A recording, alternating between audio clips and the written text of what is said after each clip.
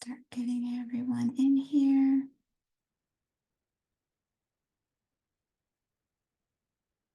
Good evening, everyone. Welcome to tonight's session about student housing and living learning communities. We have a large group registered for tonight's session, so I'm just going to give a minute or so to get everyone logged in, but we're so glad that you're taking the time to join us this evening. We've got a lot of great information for you, and I know that housing is one of our students' most popular interests. So I know students have a lot of great questions and a lot of things that you want to know about housing as well as meal plans and especially our living learning communities. So we've got a lot of information to share with you this evening. We'll definitely have some time at the end to answer questions that you have. And still looks like still people are logging in, so we'll just maybe give it a few more seconds. But congratulations to all of you admitted students. It was another record year for applications, so you should be very proud for your accomplishments, all that you've done so far, and congratulations again on your admission to Syracuse. So we will, throughout tonight's session, you'll see the Q&A function, and that's what I'll ask that you use that for any questions that you have. However, I encourage you to listen to our presenters. They will probably cover a lot of questions that you have or maybe answer before you even ask the question. So listen to what they have to say. But throughout tonight's session, I have two of my colleagues from admissions that will be answering some of those questions along the way. They may be putting some helpful links in the chat function. And at the end, we'll definitely save some time for addressing those questions. So I think we can go ahead and get started. So just want to introduce our two panelists that we have tonight that will be sharing a ton of information with you. So Dan Cutler, who is the director of our living and learning communities, as well as Tim Gray, assistant director within housing, meal plan, and ID card services. So I will let you two go ahead and take it away. Thanks, Jen. Good evening, everybody. Like Jen said, my name is Tim Gray, and I'm one of the assistant directors in the Housing Meal Plan and ID Card Services office. So I'm going to kick things off to kind of talk about housing as a whole. We'll talk a little bit about the meal plan offerings that we have at Syracuse University, as well as how to get your ID card at the university. And then we'll transition it over to Dan to talk about living learning communities, which are a fantastic opportunity for the students residing in our residence halls on campus. So without further ado, we'll kind of jump into an overall summary of what our office does. We're really a resource at the university for students and parents to talk about their housing, to make sure that students are getting set up with their meal plan and for their SUID card. We actually print the SUID card for all students, faculty, and staff at the university. So at some point, we have a touch point with all members of the SU community. So with that comes, some questions and some resource referring that our office does. We have a lot of different experienced staff that regularly interacts with students, parents, and other campus community members to ensure that they're being connected with the appropriate resources throughout campuses. We do have some expectations, obviously, of our students that live in the residence halls. We hope that they are engaging with their peers and participating in campus activities, as well as being fair, friendly, and respecting campus diversity. One of the things that we often get confused about on campus is kind of our role versus the role of student living, which is a separate office here on campus. So student living is more of kind of the eyes and ears of what's going on in the residence halls. So they are the department that oversees your resident advisors that are a resource for the students among the floors. They're planning different events within the community and really serving as a day-to-day resource for the students as they're living in the residence halls. We also serve as a resource, but we're kind of more behind the scenes in making sure that everybody gets set up with a place to stay on campus, a meal plan so they can access their food, as well as an ID card so they can access campus throughout. So it's a collaborative effort, but student living, you'll definitely kind of see more of a face-to-face interaction on a day-to-day basis in the residence halls. So a couple of fast facts to kind of talk through, what our housing operation is here at Syracuse University. We have over 8,000 students that live with us on campus in 21 different residence halls, as well as 1,100 different apartments throughout both our main campus as well as our South Campus. We do require our students to reside on campus during their first 2 years of enrollment. Now, there's a couple of exceptions to that. If you're an incoming transfer student, you are not required to live on campus regardless of your class standing. You certainly are welcome to apply for housing, and we will more than be happy to welcome you to campus, but you're not required to stay on campus as an incoming transfer student. And then students who have immediate family members that are within the Syracuse area can also request to commute from home. And you would do that directly in your housing portal through your housing application, which we'll talk about in a little bit later in this presentation. So I know if you're joining us tonight, you're probably wondering, where on campus would I be living as a first-year student? So we typically like to keep our first-year students residing in first-year complexes. So you'll see a list of 10 different residence halls here on the screen, but a lot of those residence halls are first-year student-only residence halls. So for example, Boland, Brewster, and Brockway, which are the first three residence halls on the screen, that's actually a first-year complex. It's technically 3 different residence halls, but it's about 800 students that live together in that community. So, and we try to do that intentionally so that we understand first-year students are engaged in and going through kind of similar adjustments to college, whether that's being homesick or adjusting to just college course load for the first time. We want to ensure that they have a community that supports them through those efforts, but also having the resources available to help them through those efforts as well too. So so that's part of why we place our first year students in first year areas in general. And obviously we have a 2-year requirement. So beyond the first year living on campus, you also have different returning student areas. So so all of the buildings that are located on this slide here are returning student buildings. You'll see we have kind of a mix between some residence halls as well as apartments. A lot of times our juniors and seniors will transition to off campus. So the apartments are kind of a good stepping stone for, when they get to that point, to kind of help them through that transitional period of, that off campus lifestyle where you're cooking on your own and having kind of a little bit more independence. So so we have some options for both that apartment style of living as well as the residence hall style of living for our returning students.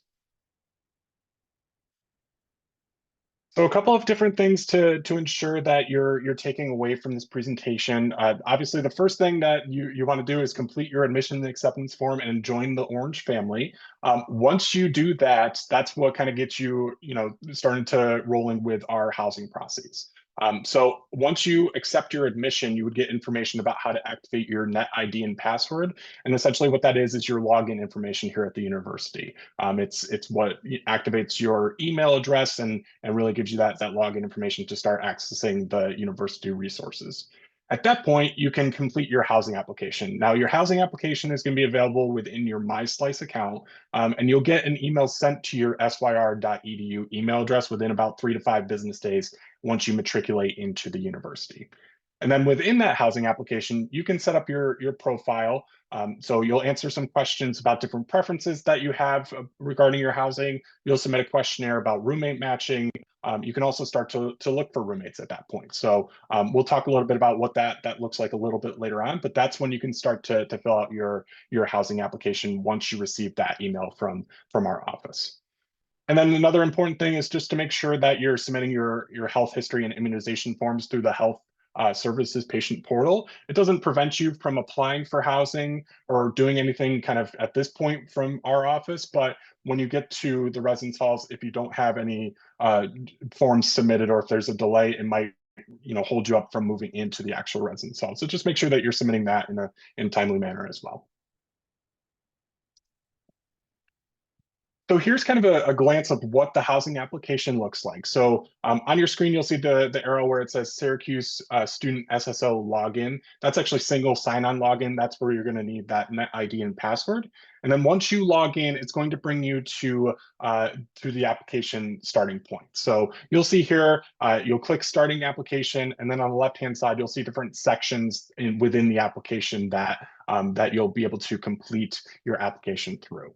And then if you look toward the bottom of the page, you'll see a couple of different things. This is where you're going to preference those living learning communities, and we'll talk about those in a little bit, but it's also the roommate matching piece. So once you complete your application, that's when you're going to go in and fill out your questionnaire, and you can start searching for roommates. You can either, click some options where the housing portal will suggest some roommates based on how you respond to your questionnaire, or if you've met someone that you know who they are and you have their information, you can at that point send a request to them. And as long as they accept it, then you'll be matched up as roommates.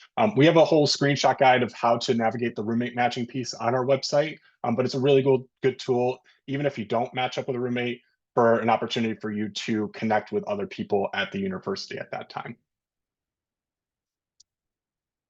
So a couple of deadlines to take away from this presentation. So an ongoing deadline, obviously, is once you commit to SU, you'll receive an email from our office reminding you to complete your housing application.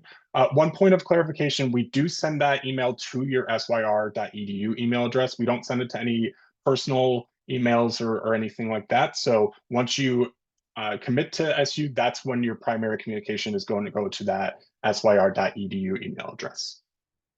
June 1st is that day to select a roommate if you are looking to request one. That's optional. You can certainly, go the random route, and we'll use that questionnaire to try to find a compatible roommate. But if you do end up finding someone, June 1st is that deadline. June 1st is also the priority deadline to submit your housing application. So ultimately, it's going to allow you the chance to request that roommate. But June 1st is also that deadline to submit a living learning community preference. So that's what we mean by priority deadline. It gives you that opportunity to kind of indicate an interest in some of those added benefits through your housing application. July 1st is that health history and immunization form deadline that we talked about. And then we typically send out our housing assignments in early to mid-July. And we send those directly to the student's syr.edu email address. So here's a couple of examples of what typically you will see as your housing assignment for your first year. So we have two different common room options. If you've been on campus to one of our admitted students day, you may have seen some of these examples of rooms throughout campus, but this is one of our room types. It's called a split double. And you'll see on the screen, it's a double room setup, but you have the dividing wall in between. So you still get that roommate experience, but also a little bit of privacy within the space as well. And then you have kind of your standard residence hall space where it's more of an open concept. So obviously still with the roommate, you still have the consistent furniture throughout the space as well. But you kind of have a little bit more of an open floor plan compared to a split double. We do also have some single room options as well as some 4-person suite options that on your application you can preference those as options as well too. And as we make housing assignments, we'll consider those preferences as we can. Those singles and 4-person suites, they're a little bit limited on campus compared to our double room options, but you do have the option to preference those on your application as well. All right, so we're going to shift gears a little bit and talk about meal plans. So for first-year students coming to the university, all first-year students are on the Orange Unlimited meal plan. And what that means is that it's unlimited meal swipes to any of our 6 dining centers throughout campus, as well as $330 dining dollars that is included on that meal plan. So what those dining dollars can do, it can give you access to some of our grab-and-go cafes throughout campus. So if you're looking to go to class and you're looking to stop at Dunkin' before to get a cup of coffee, that would be an opportunity where you would use your dining dollars. But if you're stopping in the dining center, which is more of kind of a all you care to eat style of dining, that's where you would use a meal swipe in that instance. And then as you progress in your time here at SU, there are more meal plans that become available to you. So we have a couple of different block meal plans. We have a block 85 and a 130, which is essentially how many meal swipes that you would get per semester. Each of those meal plans does come with $200 dining dollars as well. And then we have some different meal plan dining dollar plans. This is more typical for either our off-campus students as well as our South Campus apartment students who are looking to supplement their cooking with some access to the dining facilities on campus. So we have our value dining dollar plan, which is $500 dining dollars. Our deluxe is $1,200, and then our daily is $1,680 per semester. So our office partners closely with the campus dining team here on campus. So I did want to share their contact information on the slide as well, in case you wanted to get in touch with them. They do have a staff member within their office that's a registered dietitian who's really good at working with students individually on their dietary concerns.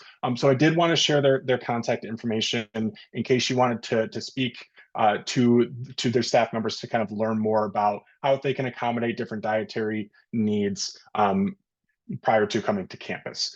Or if you have any comments or concerns, they're always a resource available to you during your time here as well. All right, and last but not least is the SUID card. So like I said earlier, we do print ID cards for all of campus, both students, faculty, and staff. And your ID card is your access through campus. So it gives you access to building access, your meal plan usage, Q's Cash, which is another declining balance that you can use in some of the dining facilities, but also in places like the campus store or some off-campus vendors as well too. It's another declining balance that's available to you, which would go directly onto your SUID card. It gets you access into the Barnes Center as well as access through the library. In order to make sure that your SUID card is printed, we do ask you for you to submit a photo by July 1st through the Get app or the Get website. We do have some information on our website of how to submit your photo through those avenues. And the July 1st deadline is really so we can prepare your ID card and make sure it's available for you at pickup at the residence halls. And we always tell our students, try not to lose your ID cards. There is a replacement fee for lost ID cards.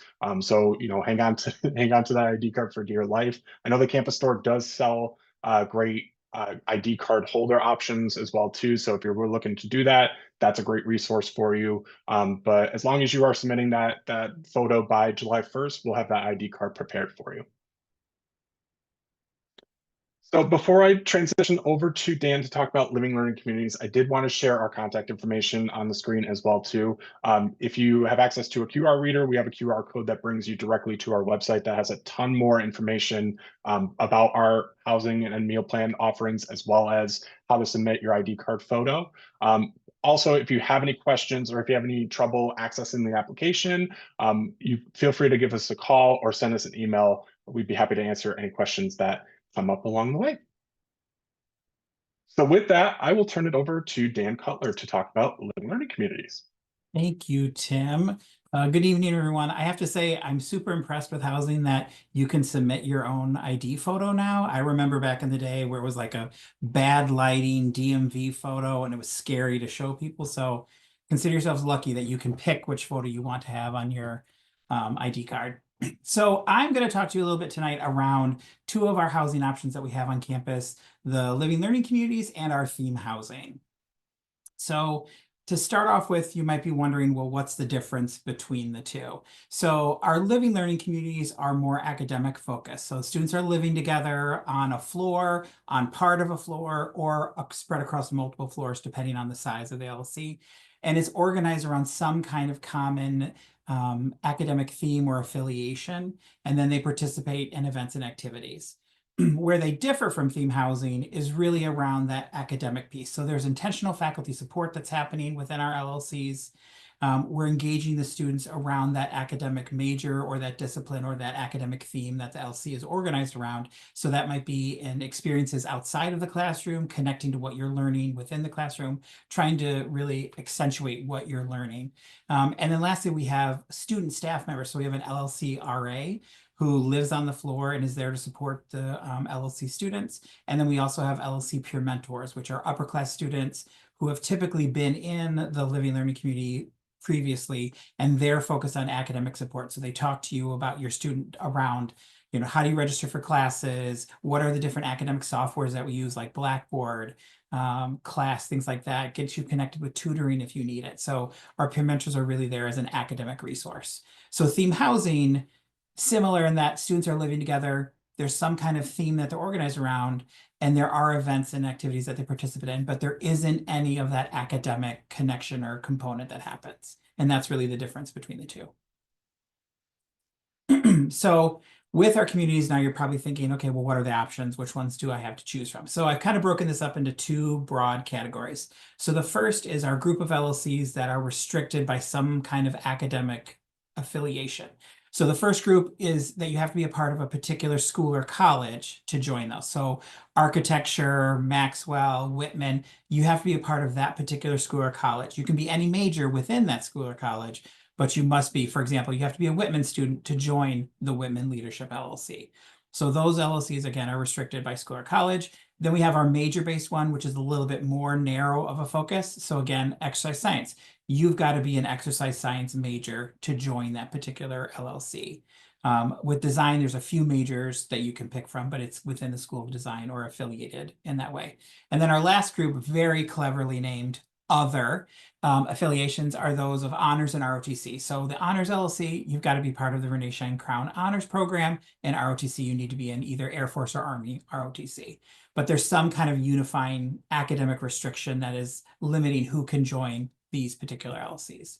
And then my next group that I've got to talk about are those that are really open to any student. And it doesn't matter what your major is or your academic affiliation, you can join any of these. And so our first kind of grouping there is interdisciplinary, where it has an academic theme, but multiple majors could be interested. So for example, our first one on the list, our entrepreneurial LLC, you could be in visual and performing arts and want to start your own business. You could be in Whitman and want to start your own business. And so any major can join that and be a part of an LLC where you might be interested in making connections and networking and starting your own business. So that's the interdisciplinary group. And then we have our multicultural and identity exploration group. And so these four LLCs are around the exploration and learning more about that particular identity or culture. So you don't have to belong to that particular culture to join, but you should have a desire to want to know more about and learn about and celebrate that particular culture. And so let's take the LGBTQ LLC. It's connected to the LGBT minor on campus. There's a class that they take together and they learn more about that particular identity and through the classes that they're taking. Another group we have is our creativity and artistic kind of group. And so again, these are on students who have that kind of interest in the arts. And so our creative writing LLC are for students who are interested in creative writing. You don't have to be a creative writing major. You can, but you could also be a Whitman student who really likes poetry and likes to write short stories and want to join that LLC. So again, it's open wide. And then our last group here is our substance-free theme housing, which is for students who are interested in living in an alcohol and drug substance-free environment. And so we have that theme housing as well. So then kind of thinking to yourself, all right, so I get the list, I understand the difference. Why would I want to join? What's the impact to joining one of these LLCs? And so really our program is focused on two particular areas of impact. The first is sense of belonging and that sense of community. So transitioning to Syracuse University can be difficult for some. And so we're really there to provide that home base, those connections, those friendships. You're living together with people that you have something in common with, your major, some kind of theme, and you're getting to bond and form those relationships right away at the very beginning. And so we're really focused on providing you those opportunities to connect with each other. It's also through those connections that you build your professional network that you might need when you graduate. And so right from the first year, you're connecting with other majors and other folks that you might need when you graduate.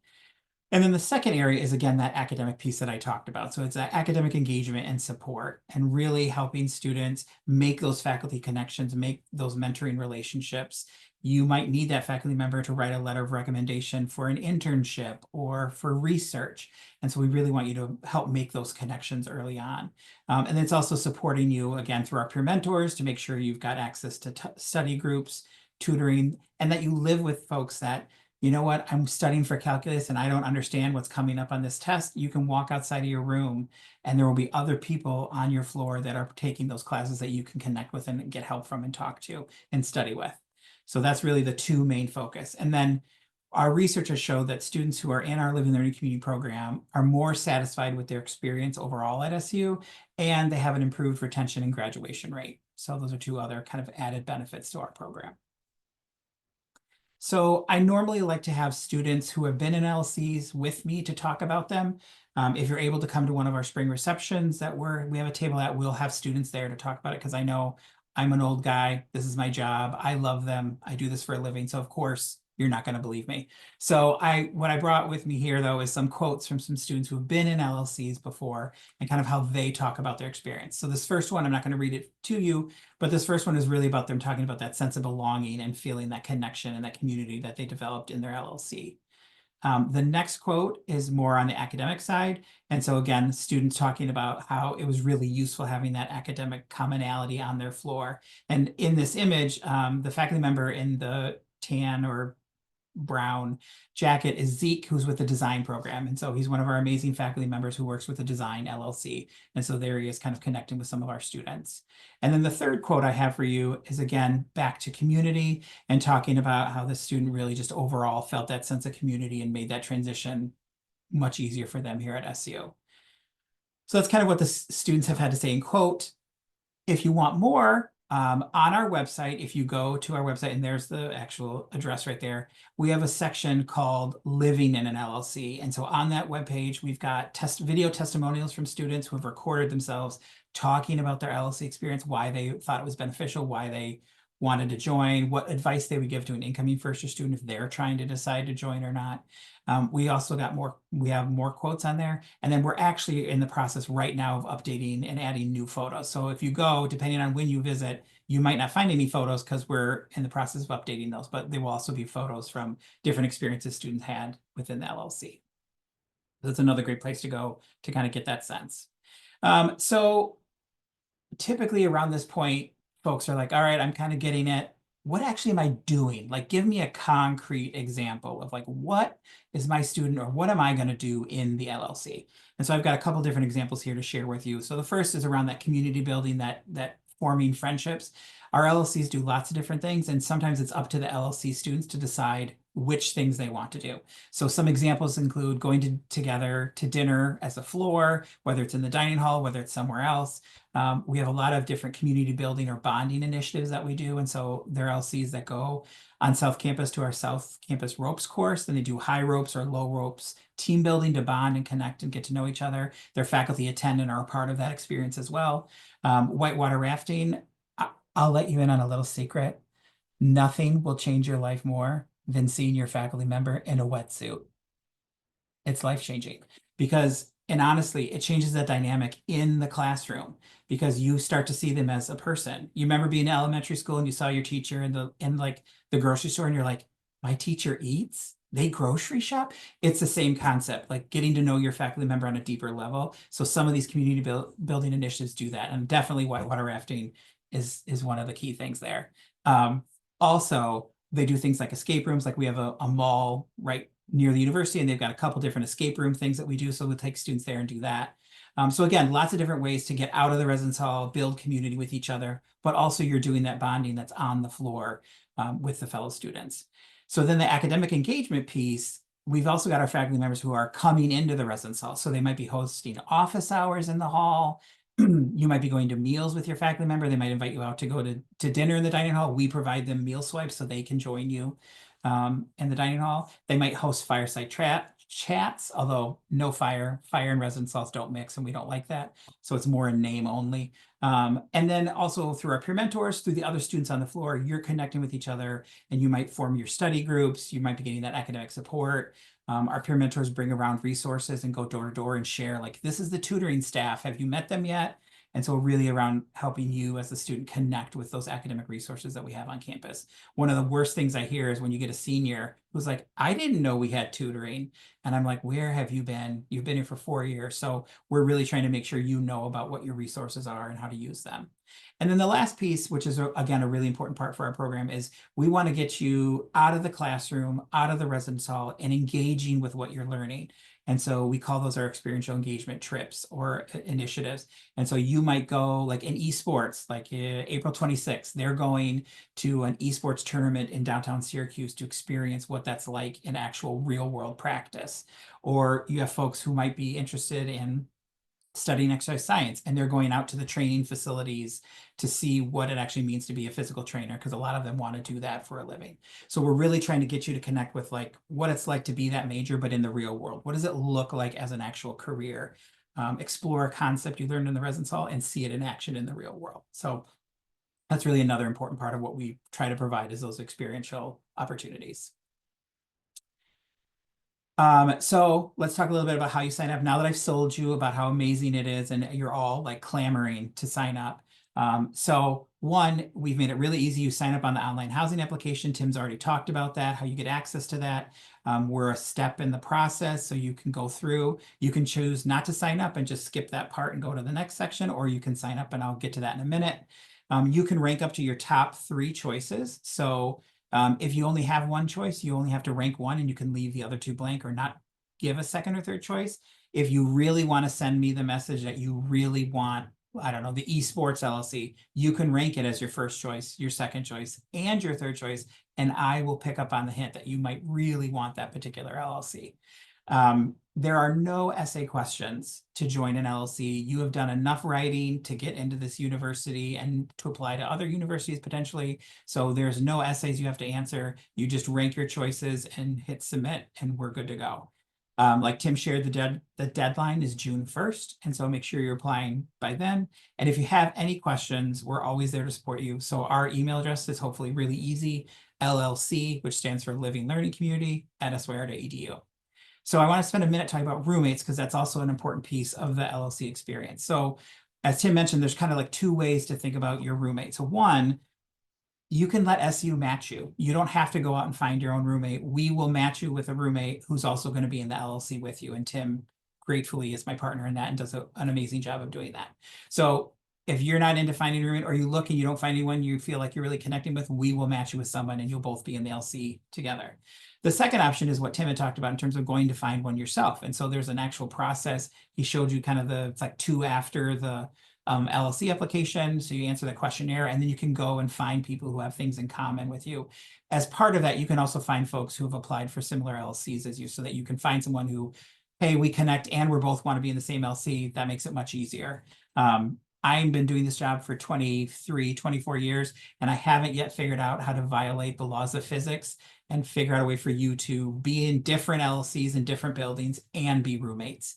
Haven't figured it out yet. So we ask that you try to do a really good job of matching the same LLC choices as your roommate. So I believe my next screenshot here is of the housing application. And so you can see right there at the top, the orange circle on the left-hand side, that's the Living Learning Community preference part. So this is the application. So you click the add button, and it brings up your first choice, and there's a drop-down, please select, and it just lists the names of all 25 different LLCs that we offer.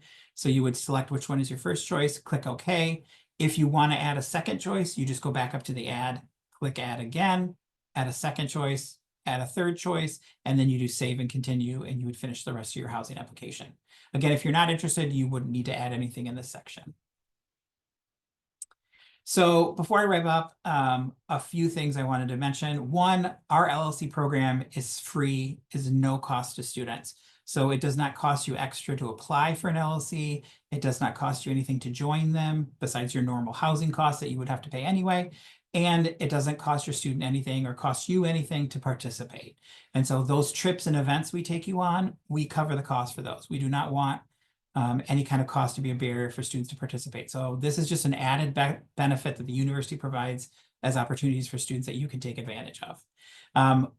Some institutions, when you join a Living Learning Community, you're in it for multiple years, or you're in it for all 4 years.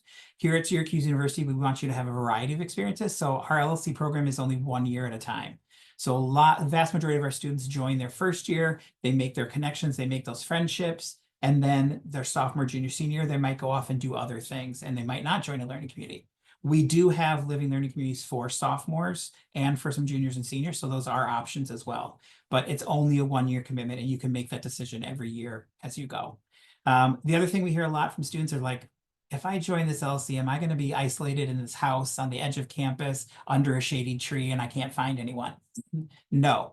Your LLCs for first-year students are in all those 10 different residence halls that Tim talked about, where all the other freshmen are living. So again, We've got Day Hall, which is a building of 600 and some first-year students. The Sport Management LC is a section of one floor in Day Hall. The rest of the building is other students or might be other living learning communities. So unless you never plan to leave your room, you're definitely going to be meeting all the other freshmen in the building as well as the students on your floor. So it's definitely not an isolating experience. It's about connecting and making those relationships. And then the last thing is that we'll have some events and programming, like starting as soon as Welcome Week, where you move in. We're there to greet you at move in. We're there to get you connected. And then we've got some like an orientation picnic and things where you'll get your LLC t-shirt. So you may notice on the application, we're asking for your t-shirt size because we're trying to make sure we have the right sizes for folks. Oh, the last thing I would mention, which is not on here, is talking about roommates again. So our honors living learning community is so large, it's 230 students, that we have the space in the residence hall to allow them to have non-honors roommates. So you don't necessarily have to pick a roommate that's exactly in honors like other LCs. The rest of our LCs are limited in space.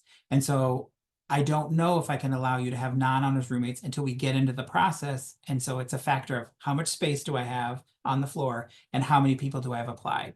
So if I've got 20 rooms available and I've got 40 students who apply, all 40 are going to fill those 20 rooms and it's full, and they all need to be LLC students. If I've got 20 rooms and I've only got 30 students, it means I have some empty rooms where I can allow some of those students to pull in non-honors roommates, or not non-honors, non-LLC roommates. So I get that question a lot, and then sadly my answer is it depends, and it changes every year depending on the number of applications in the space. Okay, so the last thing I'd say here is our QR code. If you can't tell, at SU we like QR codes. So you click on that, go to our website, you can read more about it. Again, explore the pictures and the quotes and the video testimonials, see the options. Each LLC has a description where it talks about what you should expect to do in that LLC, what class you might need to take for that LLC, who's it open to, what location it's in. So there's lots of information about each individual LLC that you can read on our website under LLC options. So I think that is all I have to say. So I think I'll turn it back over to Jen. Great. Well, thank you so much, Tim and Dan. A lot of information there. And I know our audience is digesting everything that you just went through, but certainly have some questions. Thank you to Aaron and Emma behind the scenes. I know you've answered quite a few questions along the way, but just some common ones that we've seen throughout tonight's session. The first one, I'd say more so for housing and meal plans and special accommodations. So as far as food allergies, we know that's something that many students experience. How do you accommodate that? And are containers, for example, for nut allergies, how are like containers labeled, things like that handled? Yeah, good question. So it's kind of twofold. So I'll try to cover a couple of different pieces of that. So in terms of any housing accommodation requests, as well as any dietary requests, we do partner closely with the Center for Disability Resources on campus. If you've been on campus, you may have interacted with them at one of the tabling sessions, but we partner closely with them on how to document those housing accommodation requests. So I know on their website, they have a whole outline of what the process is for initiating that request.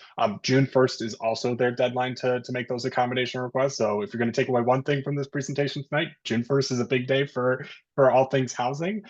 So take a look at their website and see what is all that is needed in order to document that accommodation request. We partner closely with their office to ensure that students' needs are being met. In terms of in the dining halls themselves, I do know that our dining halls are nut free. And if there's any other additional dietary concerns, that would be a good opportunity to reach out to Campus Dining, which I had shared their contact information a little bit earlier. So any concerns about general nut allergies, like those are handled within the dining center because dining centers are a nut-free environment. But if you have any individual concerns about eating in the dining halls, that Campus Dining contact information would be the best resource to speak with about. Great, thank you. And as far as residence halls, we know some students have specific health issues and need some special accommodations within a residence hall. So how are those handled? And even something as far as, say, a mattress, are students able to bring their own mattress or topper due to a health-related issue? Yeah, so anything health related kind of goes back to that Center for Disability Resources resource that I just shared. What I will say too is that on our application, we do have a couple of different comments sections. So on the room preference page, we have an additional comments where that is viewed by our staff, and we take a look at every single comment that comes in. So if there's anything that requires a referral to another office to address, like we partner with those offices closely to share that information, so you may get some additional outreach depending on the comment that you shared. We also asked the question about dietary concerns right on our housing application, and that we do share with our campus dining staff as well. So so I know for specific, whether it's a specific room configuration or anything within the actual physical space, that would be something that you can either put in that additional comment if it's something that you just want our staff to be aware of, or if it's something that is disability or medical related, that would be where you would submit that housing accommodation request. Great. And a few things with the living learning community. So we are bringing in hopefully a class of around 3,700 students. And typically each year, what percentage of the first year class does enroll in a living learning community? Yeah, great question. So within that incoming class, usually our numbers are around anywhere between 800 and 1,100 first year students. So we hover right around 25%. And again, they're volunteering. So it's students looking at the resource and deciding if they'd like to take advantage of that or not. Great. And I know you talked a little bit earlier about the LLCs not being secluded, so students will certainly meet other students outside of their living learning communities. Questions, I know you touched upon it a little bit, of which ones are you able to possibly have a roommate who's not in that living learning community and still be in the LLC? And then I know you talked about many of the different trips or things outside of the campus that students get to do in their living learning communities. Are other students allowed to come on those as well? Great question. So in terms of, the roommate question. So the only one that I know 100% for sure that can have non-LLC roommates is the honors living learning community. And again, the honors program requires that all incoming honors students pick any LLC. So we have 25 different LLCs. They could pick any of the 25, but there is a specific honors LLC that's only for honors students. So some, like for example, if you're an engineering major and you're an honor student, you might be deciding, do I want to live in the engineering LLC with other students who are my same major, or do I want to live in the honors LLC with all different majors, but we're all honor students? And again, I can't make that decision. That's really up to the student. So, but the honors is the only one that is so large that I know for sure I can guarantee that I can fit non-honors roommates.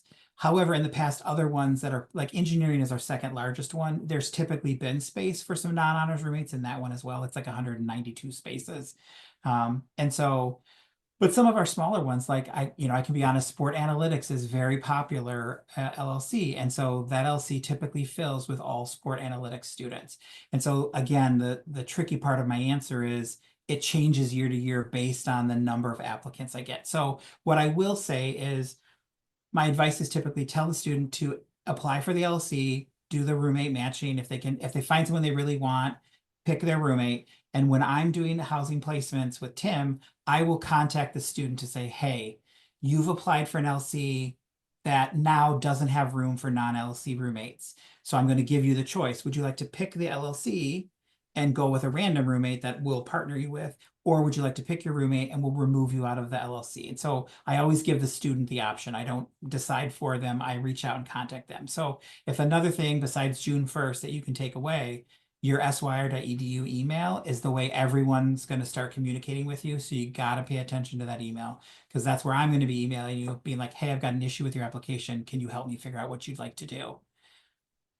Was there a second part or a third part to that question? I think that covered everything. Okay. Some students, as you know, sign up for some of the pre-orientation programs. Some students join an organization such as marching band that require them to come to campus a few days before orientation starts. How does that affect their housing assignments? So it doesn't affect their housing assignment necessarily. So their housing assignment, regardless of what you're participating prior to coming to the university, all housing assignments are going to go out around that early to mid-July timeframe. So all first year students can expect their housing assignments to go out around that time period. Where it may impact is your move in to the actual residence halls. So move in is coordinated by the new student program office. So once you matriculate into the university, and then as it gets closer to the time where you're actually moving into the residence halls, you'll get some communication from the new student programs team talking through what move-in looks like. I know the website has some information about different move-in time slots and where people are assigned a move-in time slot based on where they're from. So there's a whole list of what that schedule looks like for students.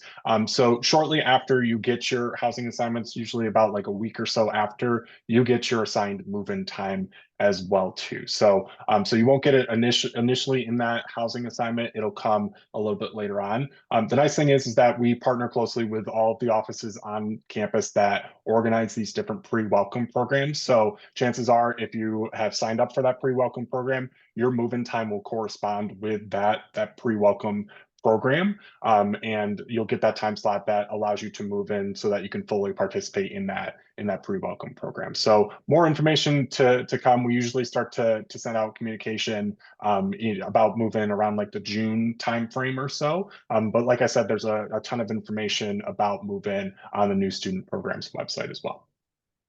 Okay. And again, you'll send that information through their SU Mail account. That's right. So, excellent. What are the sizes of the residence halls? Like, what's the smallest and what's the largest? That's a good question. So most of them are pretty consistent in size.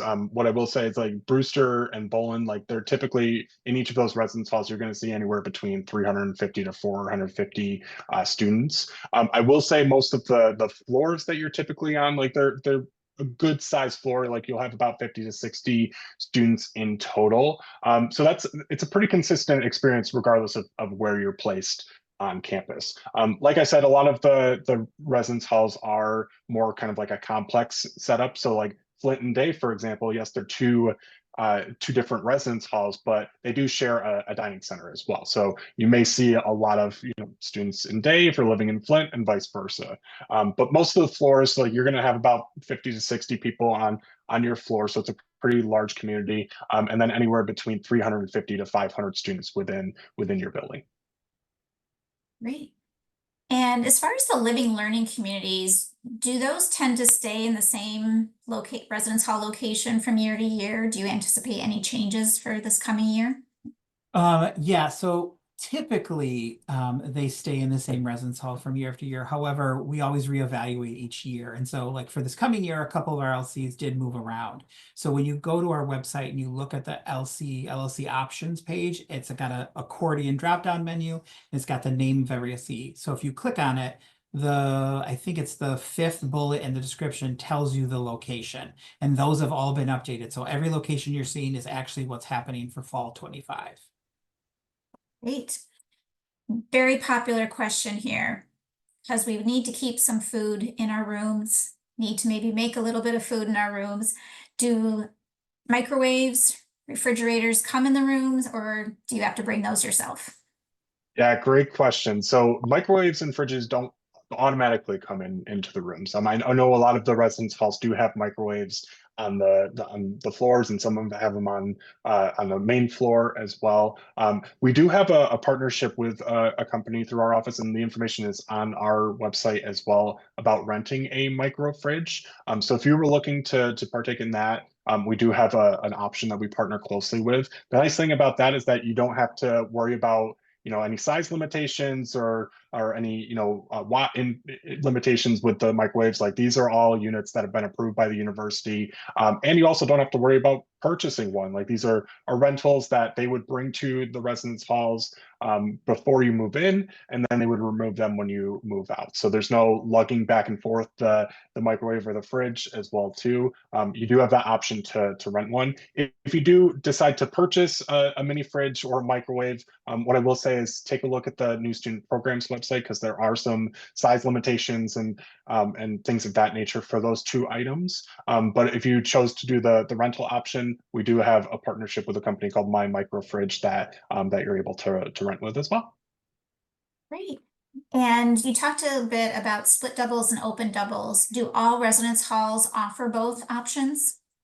They do, yeah. So regardless of the 10 residence halls that I shared a couple of slides ago, all of those residence halls do have a combination of split doubles and open doubles. Now, obviously, some buildings have more split doubles than open doubles and vice versa, but they all have a combination of those room types. And as I mentioned on your application, you can actually rank your preference of the different room types. What I will say is that if you are planning to match up with a roommate, and if you do end up finding a roommate, try to keep your preferences similar, just like you would with the living learning communities as well.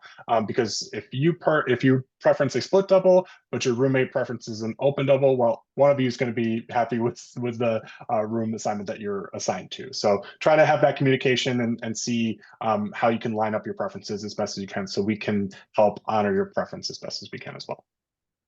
Great, thank you. So here's a question that I'm really not sure of the answer. Hopefully you will know. Would all on-campus housing be covered as a 529 qualified expense? That is a great question, and it's hard to answer that question because everybody's financial aid package is a little bit different. And I know everybody's financial situation is a little bit different. So what I would recommend is that once you're admitted to the university, connect with the financial aid counselor, and they can best help you understand what your aid package covers, as well as some different payment options for those different situations. Okay, try to get through maybe one or two more questions before our session ends. Is there a process for changing roommates during the year if it just might not be working out? There is a process, yeah. So typically, and it kind of goes back to that partnership that I mentioned a little bit earlier with student living. So student living, as a reminder, is that those eyes and ears among the floor. So I think ultimately, if you are having concerns with either with a roommate directly or within your community, that's something that you want to make sure that you're talking to your resident advisor on your floor. Each of those resident advisors is supervised by a residence director, who's a full-time live-in staff member in the building as well. So if you ever have a concern within your community or with a roommate directly, or just any concern that you have during your time here at SU, your RAs and your RDs are really great resources, and they can work with you to help mediate some of those concerns.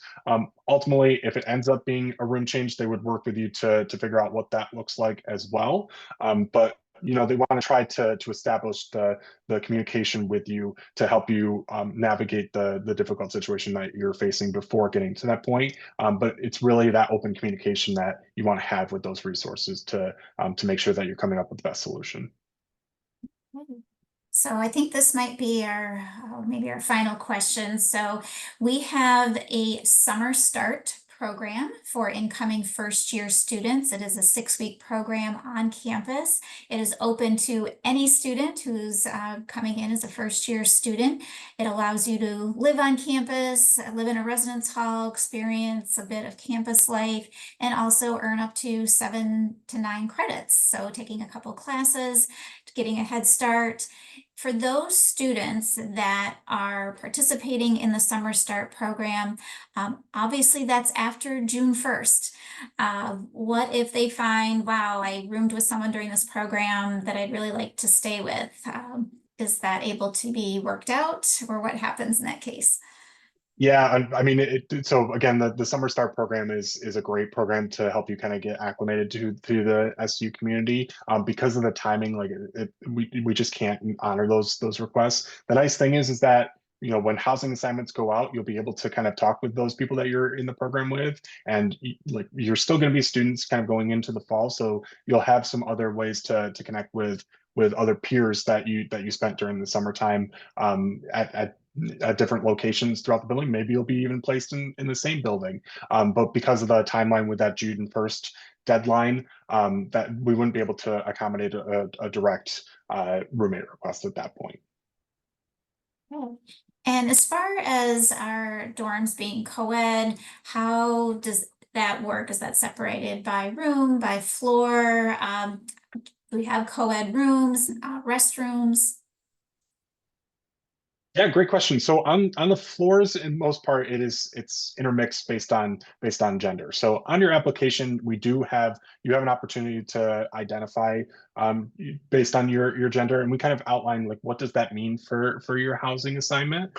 So we take the information that is shared from the university, and it kind of auto-populates into our housing portal. But you also have the opportunity to review that information and make any changes within the housing portal as well. And we outline kind of what that looks like for your housing assignment when you do make those changes. So what I would say is that once you take a look at the housing portal, you'll have a full description of what that looks like. We do have a section on our website that is focused on gender inclusive housing as well.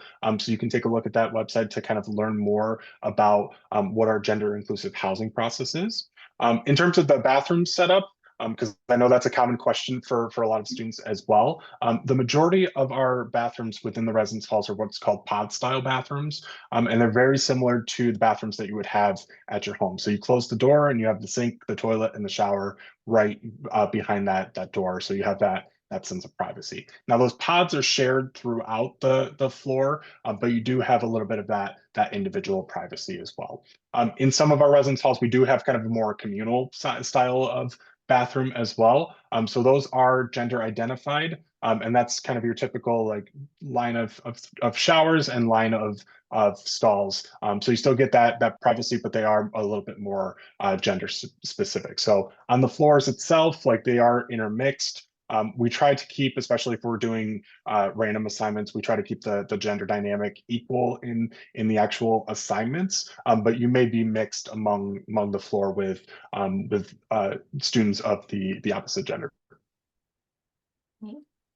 Well, thank you both, and thank you all for joining our session tonight. I do realize there were a lot more questions that we didn't get to, but hopefully the most common ones we did answer and information that we covered. But after tonight's session, you're more than welcome to always reach out to admissions. You can see our email address right there on the screen, orange@syr.edu.